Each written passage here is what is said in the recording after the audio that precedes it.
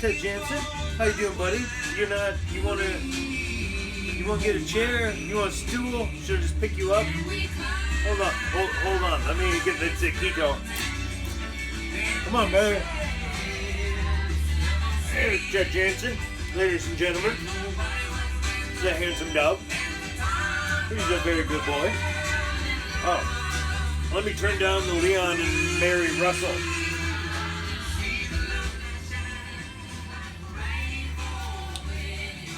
I had this in the pile to get rid of, but I don't know, man. Those keyboards, they're funky as fuck. Ted, I love you, brother, but you're not conducive to making good internet, good content. Carrying a dog is not conducive to quality internet content, Ted Jansen. I wouldn't expect you to understand the algorithms. It's unprecedented. Anyway, hello, welcome to Drinks with Ron. I'm Ron, and this is how tonight's gone. It's been a very weird day. I just came from my buddy's house, and I acquired some free incense. So let's light it up, huh? You'll notice, if you know anything about incense, you'll know about how long they are, and that is about there. My buddy acquired some of these quality hand-dipped incense in Galena last weekend. Said I brought it home, I lit it up, burned that much, and everybody in the house complained. So, Merry Christmas. Here you go. And like I said, they are quality incense.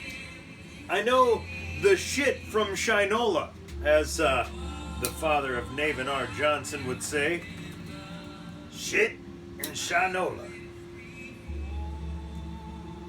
You're a good boy. So anyway, let's light it up. Not the way you're thinking. I'm talking about the incense. But man, that is good. That is a quality stick right there. But let me tell you, I was at my friend's house, and the reason I was over there was the Bucks game, because I am as bandwagon as anybody. And when the Bucks are a couple of games from going to the NBA Finals, well, shit. Shove over, asshole. Make room on that bandwagon. This guy's getting on. I'll get right on. I used to be a huge NBA fan 25 years ago. I was a Seattle Sonics guy. Hang on, let me digress. As I've got the clean tap. The brushes, no more bugs and whatnot climbing up the shaft. This is the Tangerine Ravine IPA. Over on this side, I just put the rhubarb beer on today. Rue Beer 21 is, well, not officially on tap because it's got to carbonate for a few days, but it's just about ready to rock. So I worked today, normal day. It's a Tuesday, work day. I didn't work. That's what I do. On a work day, I go to work, and then I do all the work, and then when the work is done, I go home. So today, that's what I did. I did all those things. Oh, but before I could get there, let me just walk you through a little bit of my routine. I know this ain't great radio, as they say, but just let me give you some fucking insight into Ron's world, because this is, after all, Drinks with Ron. So let me tell you how a normal day goes. My alarm goes off at about 5:30. Snooze. No, must be closer to 5:45. Anyway, snooze. They're 9-minute intervals. So as I'm snoozing, usually somewhere in the first couple of snoozes, my dog Ted Jansen, previously made an appearance on this episode, he will come and jump into bed, gets up, crawls under the covers, burrows in with me. We snuggle up good until after like the 4th or 5th snooze. Finally, I look down and I say, Teddy, it's time to do a get up. And if I say it just like that, that little sumbitch climbs out of the blankets and he's like, yeah, let's do a get up. And he'll jump off onto the floor. And that means I better get down, get my shit together, put my boots on, because we're going for a walk. And if you say that word, that's a fucking commitment, because he understands that word. He's got about, I was going to say, it's not a half a dozen, it's not a full dozen, he's got 3/4, he's got a lid. Give you a 70s drug reference. He's got a lid of words that he understands. Ride and walk and park and treat are all among them. So if you say walk, some bitch, you are committed to a walk. So I say, you want to go for a walk? And the tail goes like this. So we take off around the block. Got to get him around. It's been fucking hot lately, man, so I've been dying in the morning. Come in and it's just like you're sticky. It's like, all right, but now I've got to go to work, so I can't go to work like this. I got shit to do. I can't be all sticky and smelling like funk. So I usually put in an order at McDonald's. I get, because there's a deal. If you use the app, here's an insider tip. You use the app, there is a 99-cent coffee deal every day. And if you get a large vanilla iced coffee, that shit's like $3.50. So if you use that coupon and you buy a sausage biscuit and you buy yourself a large drink for later in the day, that still costs less than just what the fucking coffee would have cost you. So if you wanted to do that, say every single day, you might have the staff at your local McDonald's trained pretty well to when your order comes through. So I did this. I headed to work. I got about 3-4 blocks through town after McDonald's, and then the car went ding. And that ding meant I was low on gas.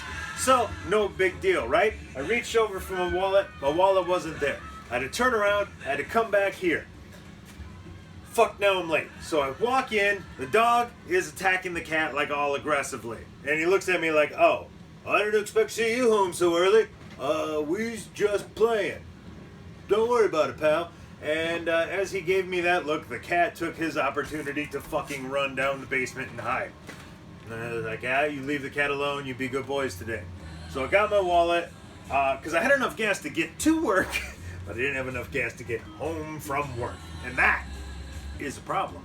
So I grabbed my wallet, come into work, have to haul some ass to make sure I still make it on time now that I've had this unintentional side trip. So, man, that's a quality Incense, but it is a little aggressive and I'm going to have to put it out. But still, I mean, I also have an exhaust fan in this room, so I don't know. I see their point, but I still appreciate a quality Incense. So I stand on Parker's side on this one. Any hoodles, I did my work day, and then I came home, got me a beer. I've been trying to empty this damn get the fuck out stout for like a week. Actually, I have a half a glass over here. Look at this. This is sad. This makes me, I am ashamed. Look at this. I poured this out earlier today and I started hammering on it. And then I was like, you know what? I just need to empty this. And I got so sidetracked with the beer and I didn't drink it. And that's a waste. And I feel bad. Damn it. Damn it. Damn it. But let me once again digress. I hate to digress multiple times in an episode, but we're there. And that fucking Rubicon has been crossed. So, I had to keg up the root beer.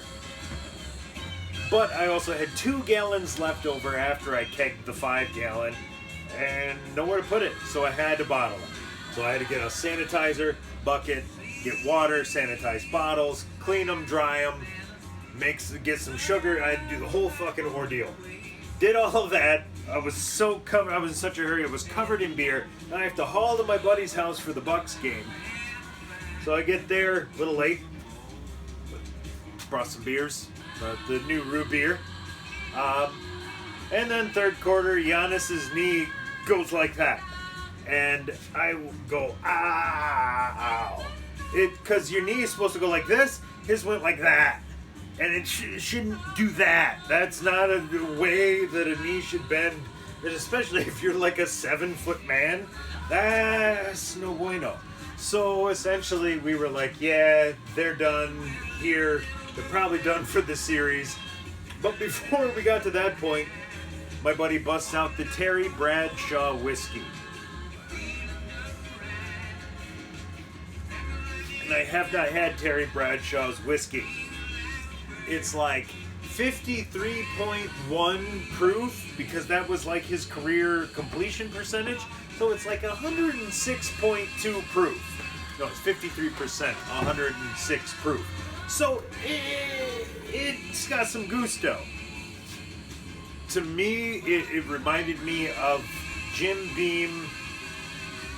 What is it? Jim Beam Select. It's like a 7-year in a green bottle. I really like it. My buddy didn't care for this. He thought it was flavorful, but not a good flavor. I enjoyed it. I will purchase Bradshaw's whiskey if I see it. So I drank that.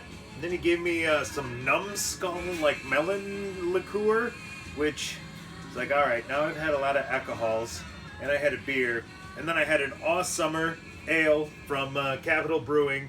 So it was like, oh fuck, we better get home, because this is getting out of hand. So I had to get home while I was still good to drive home, and that catches you up to speed. Giannis's knee goes like this. I have multiple liquors. The Rue beer is on tap. It will be ready for the 4th of July.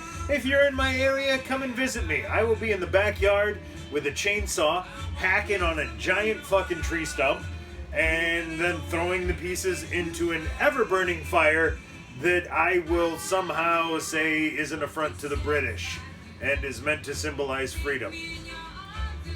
So if anybody comes and tells me I'm not allowed to burn things, I'll be like, oh, well, you're fucking a Tory, you traitor.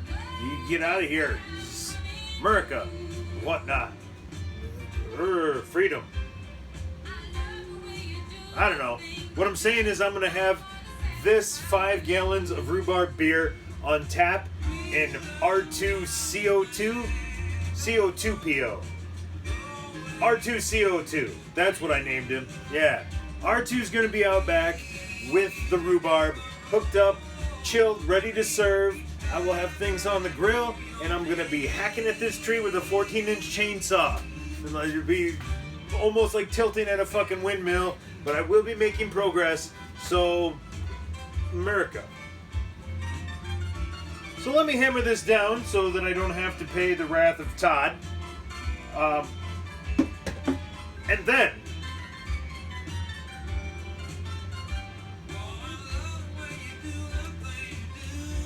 for Drinks with Ron, I'm Ron. Signing off.